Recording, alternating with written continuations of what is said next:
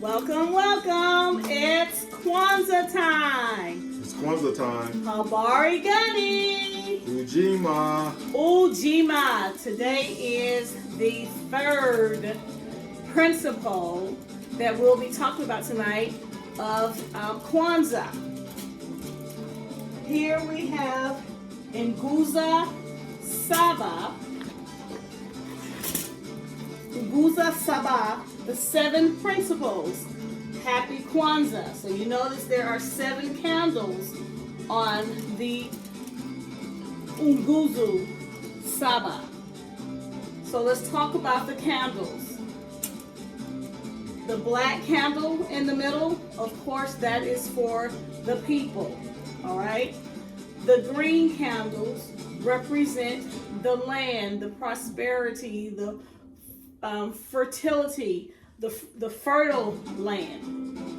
The red represents when we think of our ancestors and history and things that have been done to us as a people.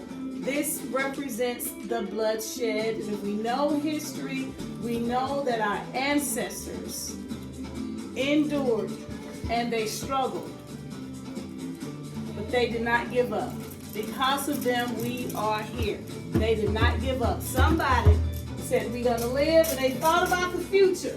And they had us in mind and said they have nieces and children coming behind, so we can't give up. We must endure. We must persevere. All right, so welcome to Kwanzaa. So tonight I'm here with my husband. His name is Doyle. he ran the plane. And our dog Bailey, who may or may not show up during this time. So if you're watching from my YouTube channel, welcome to Jordan's Gonna Go. We don't always talk about all things Ghana, as you will see tonight. We're talking about Kwanzaa. What about Kwanzaa? Kwanzaa is not a religious holiday. It is not about any pagan deities. Kwanzaa comes from, in 1966, it's Dr. Moringa. Here in the West, there is something known as the Watts Riot. So you may want to look that up. Watts Riot. And with that riot, it was police brutality. Something happened where someone was pulled over, and in the middle of the arrest, and the guy resisting the arrest, he was hit in the face with a baton. Of course, any mother on scene is not going to go for that.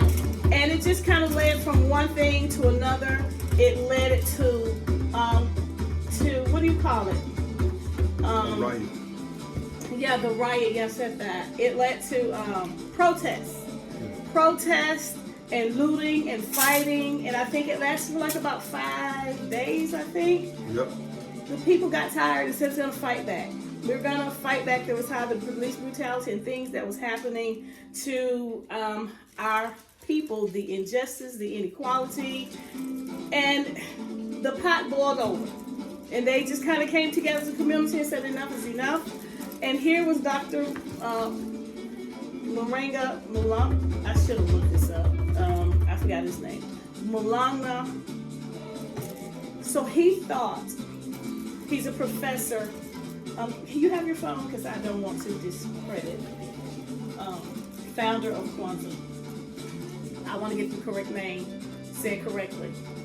He's a professor of university. We know there's some stuff that happened in his past, but here we don't want to take that away from Kwanzaa. This time is like a black family meeting, a family gathering, a family rehearsal, a family reminder over a 7-day period. So the founder of Kwanzaa, thanks babe, was Dr. Mulana Karinga. Okay? So over 7 days, we discussed 7 principles. Today, the principles is Ujima. Yesterday was Kuji Chagalia, self-determination. The day 1 was Ujima. umoja, unity, in the spirit of togetherness in our family and our community. So this is like coming together, have that family meeting and say, hey, brothers and sisters, we got to reflect and look back over our year. Moving forward, did we not practice Ujima, which is collective work and responsibility? So, Habari, Gani.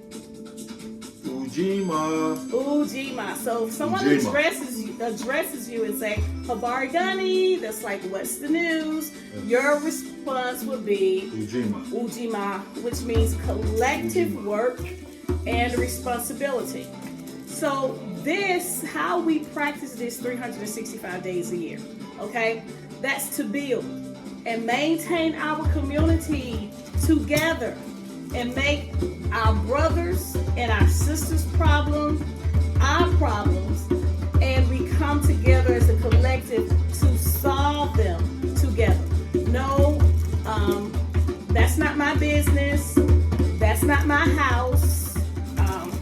I don't need to help cut their grass when you know the neighbor is sick, or the neighbor may be struggling and going through something financially, and you know they have a hard time, and we close our hands.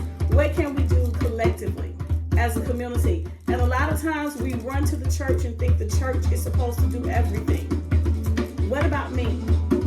What of my resources? What of my talents? What of my skills? What of your resources? What of your talents? What of your skills can you give and be a part of the collective work and responsibility to maintain our community together and assist and be the village and be that for our brothers and our sisters and help solve the problem together? It doesn't mean all the money got to come out of your pocket, because we might not have it. But as a collective, we can certainly work together. So, all right, part 2. We have our drums, and I've got to chime in on this. And then we're going to do a little playing and celebrating Kwanzaa. I want to say this about the drums. The drums was banned in 1740 in South Carolina. All right. Why was playing the drums banned? 3 things: communication and rebellion. The drums, like the talking drums,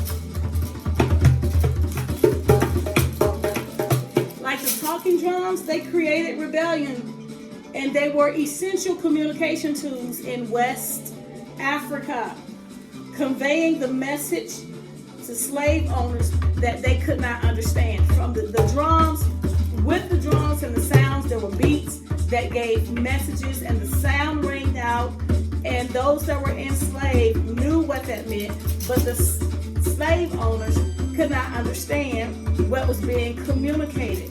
And I asked myself, now, all the way here in South Carolina, how do we know how to communicate with the drums, the djembe, and these things that came from West Africa? How did that happen? Okay. The next thing, the drums banned in 1740. There was something called the Stono Rebellion in 1739. During this time, this slave revolt in South Carolina, where rebels used drums to gather, to march, terrifying authorities, and this led to an immediate ban.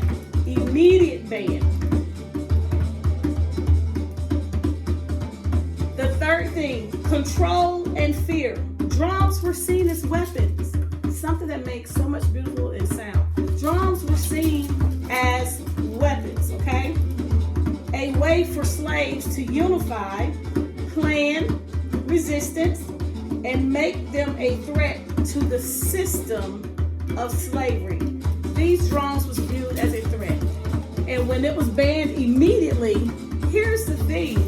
With that immediate ban, it gave legal authority to the slave owners for anyone that rebelled and was caught playing. That could be immediate whipping, and it could be immediate unaliving or lynching. So I say to Ghana, say to my black brothers and sisters, this is about our culture. This is about our heritage. Things that was tried to take away from us. These principles that we talk about over these 7 days, we live them out. We walk them out so that we can have harmony in our family, harmony in our community. Get back to who and where we are. Naming and thinking for ourselves. All right? So, I hope something was shared. And I want us all to be encouraged. Go get the drums and play. Africa, please never stop playing your drums. Here in the West, not only from South Carolina, it spread it to Georgia. It was a band on playing our beloved drums. The thing that brought us together, that circles and community that encouraged us to dance. All right? And likely saved our lives. All right? Can we turn? Ready?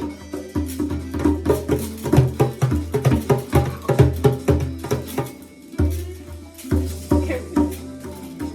All right, if you want to, I encourage you to get up and dance, move. All right?